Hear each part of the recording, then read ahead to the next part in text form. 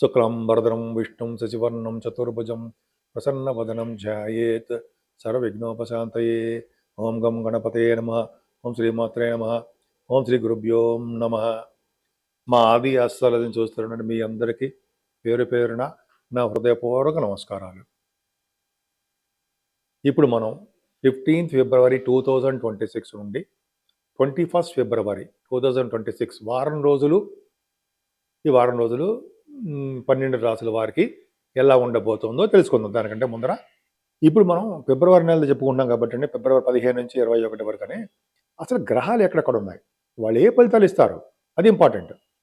గురుడు ఉన్నాడు మిథున రాశిలో వక్రగతిలో శత్రుక్షేత్రంలో ఉన్నాడండి. సింహరాశిలో కేతువు, అలాగే కుజ చంద్రులు. కుజుడేమో యాక్చువల్గా మీకు మకర రాశిలోనే పరమోచ్చులో 23 డిగ్రీల దగ్గర ఉంటాడు. చాలా బ్యూటిఫుల్గా చాలా ఉచ్చస్థితిలో ఉన్నాడండి ఆయన.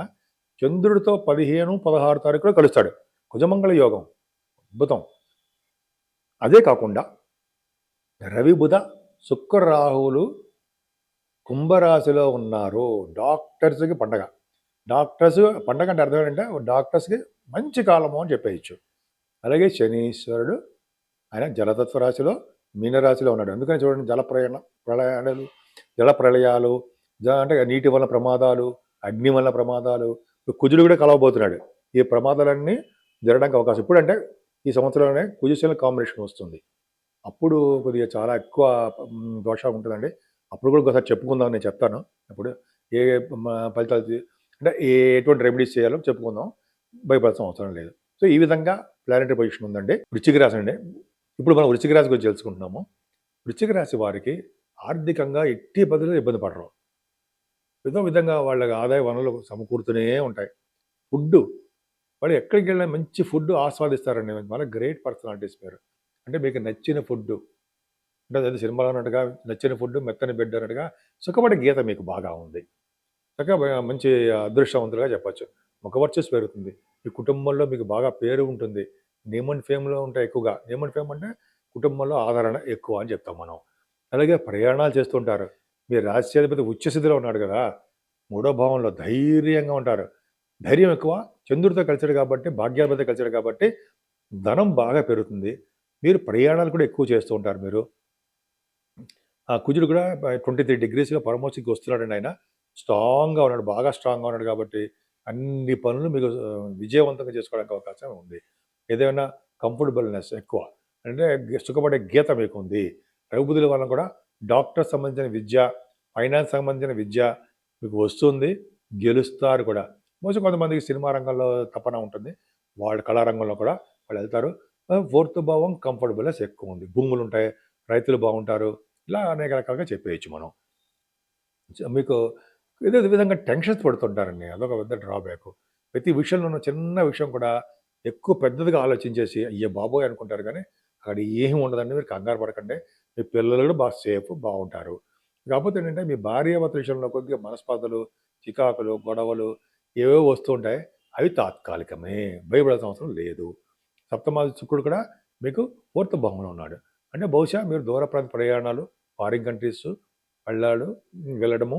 వెళ్ళడాలంటే మీకు తెలుసు జరుగుతుంది. ఏదేమైనా మీ రాశి వారికి గురు ప్రభావం కూడా చిన్న దోషమే. అంటే ఎక్కువ డబ్బు ఖర్చు పెట్టేయడము, లేకపోతే హెల్త్ ప్రాబ్లమ్స్ రావడము. కానీ ఒకటి మాత్రం జరుగుతుంది, కోర్టుకి లారీ రిలేటెడ్ సంబంధించిన విషయం మీరు గెలుస్తారు.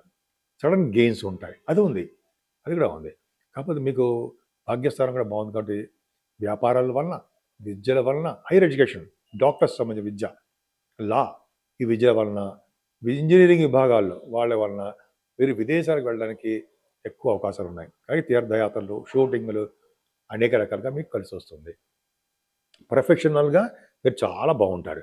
గురుడు కూడా ఉన్నాడు కదా, అంటే మీకు 10th హౌస్ లార్డ్ 4th భావంలో ఉన్నాడు. ఇదే ఒక కారణం ఫారిన్ కంట్రీస్ వెళ్ళడానికి. సో విద్య రీత్యా, అలాగే ఉద్యోగములో చేయడం కోసం రీత్యా మీరు విదేశాలు వెళ్తారు అని శాస్త్రం. అదొకటి. విదేశాల నుంచి వచ్చి పెళ్లి చేసుకోవడమో, పెళ్లి చేసుకున్న తర్వాత విదేశాలు వెళ్ళడము జరిగి తీరుతుంది. రీజన్ ఏంట్రా నన్ను అడుగుతాను, రీజన్ ఏంటి చెప్పండి అని. ఏంటంటే ఏం లేదంటే సప్తమాధిపతి 4th భావంలో ఉన్నాడు. అంటే 4th భావం అంటే లగ్నాధిపతి కూడా 4th భావం. ఫారిన్ కంట్రీస్ వెళ్తారు. అంటే ఎలా వెళ్తారు? సప్తమాధిపతి అంటే భర్త పెళ్ళి చేసుకోవడము, భర్త కానీ భార్య కానీ వల్ల విదేశాలు వెళ్ళడానికి అవకాశం ఉంది. ఇది రీజన్ చెప్పాలి ఉంటుంది. అలాగే ప్రొఫెషనల్గా వెళ్తారు. ఆ విధంగా మీకు చాలా బాగుందండి. ప్రొఫెషనల్గా అంటే మీ వృత్తిపరంగా కూడా మీకు యోగమే. అందుకే మీరు గణపతి ఆరాధన చేసిన సుబ్రహ్మణ్యేశ్వర స్వామివారిని దర్శనం చేసుకున్నా కూడా మీరు విదేశ పర్యటన మీరు చేస్తున్న ఉద్యోగాల్లో సక్సెస్ ఉంటుంది. ముఖ్యంగా సాఫ్ట్వేర్ రంగ ఉద్యోగస్తులకి, గవర్నమెంట్ రంగ ఉద్యోగస్తులకు కూడా మంచి యోగవంతమైన కాలము. ప్రమోషన్స్ కూడా వాళ్ళకి వస్తాయి. నా పేరు వాడ్రే ఆదినారాయణ శర్మ. మనం 7075389589లో ఉంటారండి ఫోన్ నెంబరు. మీకు మీ జాతకాలు తెలుసుకోవాలనుకుంటే మీ date of birth, time of birth, place of birth ఉండాలి. ఉంటే కరెక్ట్ యాక్యురేట్గా రిజల్ట్స్ వస్తాయండి. మీకు పెళ్ళిళ్ళు కాలేకపోయినా కొంతమంది పెళ్ళిళ్ళు ఆలస్యం అవుతూ ఉంటాయి. ఎందుకు అనేది జాతకంలో కూడా ఉంటుంది. ఎప్పుడు అవుతుంది అనేది కూడా చెప్పచ్చు. అలాగే ఉద్యోగాలు కూడా ఎప్పుడు వస్తాయి. చాలామంది చెప్పినప్పుడు ఉద్యోగాలు కూడా వచ్చే ఉంటాయి. సరే పక్క పెడదాం చెప్పుకోకూడదు కానీ బట్ ఉద్యోగాలు గురించి కానీ లేకపోతే ఇంకా చాలా సమస్యలు ఉంటాయి కదా చిల్డ్రన్ విషయంలో కానీ ఇలా చాలా రకాల సమస్యలు జాతకంలోనే తెలుస్తుంటుంది. 99% మనం చెప్పడానికి అవకాశాలు ఉంటాయని చెప్పవచ్చు. జాతకం చూసి చెప్పచ్చు.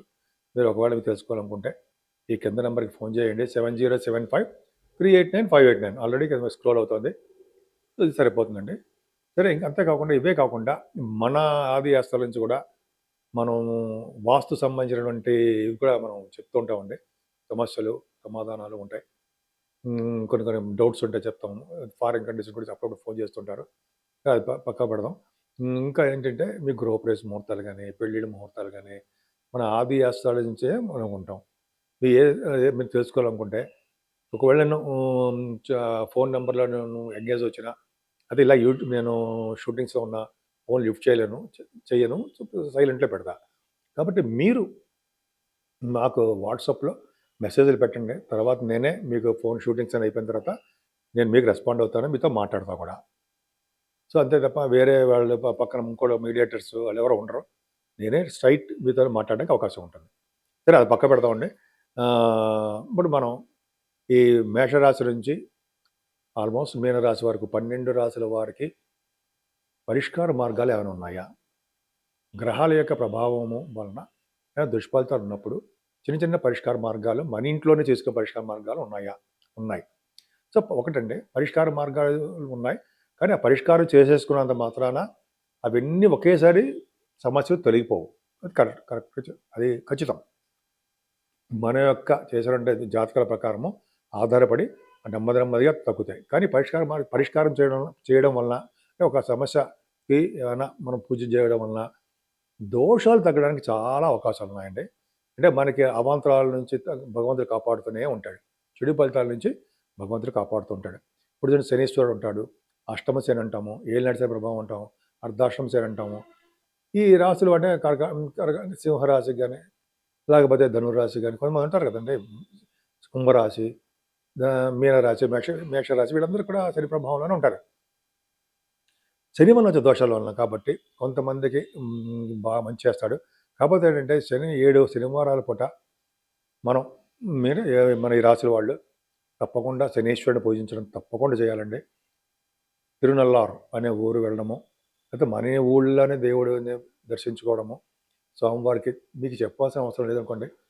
ఆ పూజలు చేసుకోవడం వల్ల, అంటే ఆంజనేయ స్వామివారిని మన ఇంట్లోనే పూజించడం వల్ల, వెంకటేశ్వర స్వామివారికి అఖండ దీపారాధన చేయడం వల్ల, శివాభిషేకాలు చేసుకోవడం వల్ల కూడా మనకి దోషాలు చాలా మటుకు పరిహారం అవుతాయని చెప్పి చెప్పవచ్చు. అంతేకాదండి, మనం ఈ శనీశ్వరుడి పూజలే కాదు, మనకి ఈ వారం మొత్తం కూడా శివుడికి అభిషేకాలు చేసుకోవడం, అంటే శివరాత్రి మహాశివరాత్రి వస్తుంది. అది కూడా 15వ తారీఖుని 15వ తారీఖుని ఆ శివరాత్రి చేసుకోవడం, అంటే ఆ రోజు శివుడికి, మహాశివుడికి, మహేశ్వరుడికి మనం మారేడు దళాలతోటి అభిషేకాలు, మారేడు దళాలతోటి పూజలు, అభిషేక కార్యక్రమాలు ఇవన్నీ చేసుకోవడము, ఉపవాసం ఉండడము, ఆ రోజు రాత్రి శివపార్వతుల కళ్యాణం చేయించుకోవడము, అంతేకాకుండా ఆ రోజంతా జాగరణ ఉండడము, అంటే దీక్షగా జాగరణ ఉండడము, బ్రహ్మచర్యం పాటిస్తూ నేల మీద అక్కడ మనకి కన్వీనియంట్ కొన్ని చోట్ల పడుకోవడము చేయడం వలన మనకి శివలోక ప్రాప్తి కలుగుతుందని, శివుడి యొక్క ఆశీస్సులు కలుగుతాయని బోళాశంకరుడు అంటారు. కాబట్టి శివుడిని మనకి త్వరగా అనుగ్రహిస్తాడని చెప్పి మనకి శాస్త్రాలు చెప్తున్నాయి.